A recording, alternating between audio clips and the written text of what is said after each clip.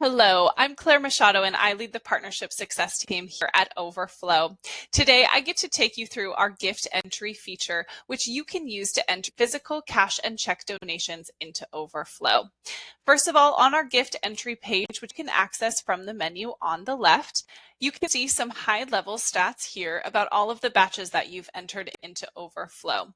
You can also filter by different dates, names, statuses, etc. in order to see just a selection of your manually entered gifts, and then export based on those selections.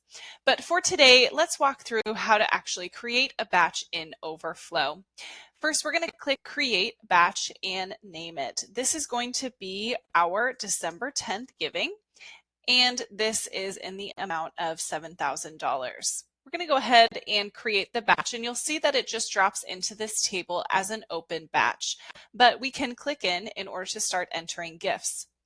If you scroll down, you can see there are a couple ways to enter gifts. First, you can enter them manually one by one. You can choose to upload a CSV file of donations or choose to scan in checks.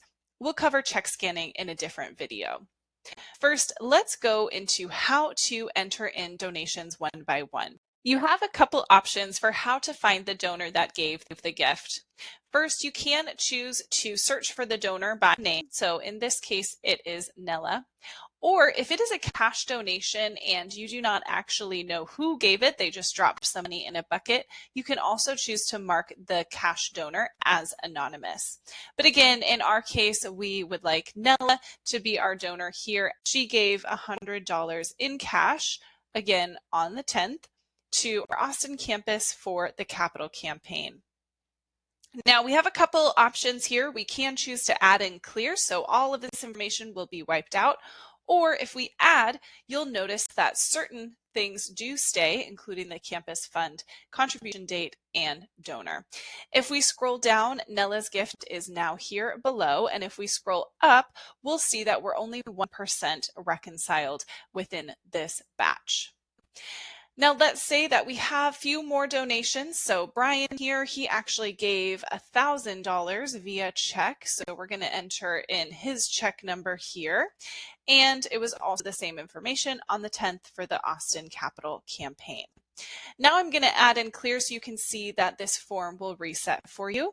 But Brian's gift below will appear, and again, our percentage reconciled will appear here.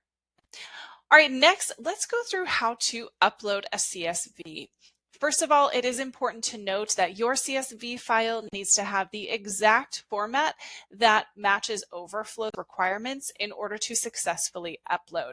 If you try to import a file that does not match our format with the exact headers, you will receive an error message that lets you know that you'll need a different format. If you want to know the format, simply download this template file and it will have all of the headers included that you need for this manual entry. I already have a file that is ready to go with the correct formatting, so I'm going to go ahead and upload it here. One thing that is important to know is you will need to have the donor IDs on hand for the gifts that you are uploading into Overflow. If you need to find your donor IDs, you can simply go to People, select the profile, and then the ID is up here in the URL.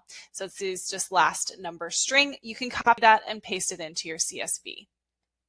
All right, so back in gift entry, we'll go into this open batch and add this file. Since I don't see any error messages, first I can choose to preview the files. Here are the actual columns that we'll need: donor name, donor ID, amount, asset, check number, date, campus, funds, and notes. So we'll go ahead and close that.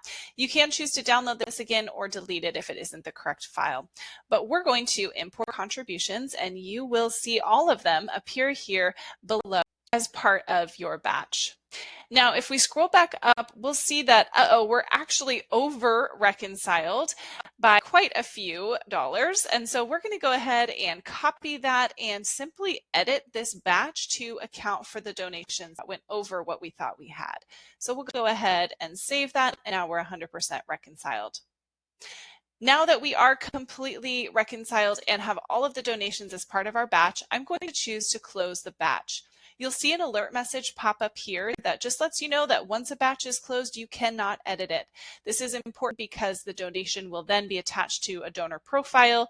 It will show up in the actual donor's account. It will show up on giving statements and be included in all of your reporting. So once you close the batch, it is final. But for this purpose, I'm going to go ahead, close my batch, and we'll see it populate as closed in our gift entry table. I hope this is helpful. If you have any questions at all, please feel free to reach out to us at support@overflow.co.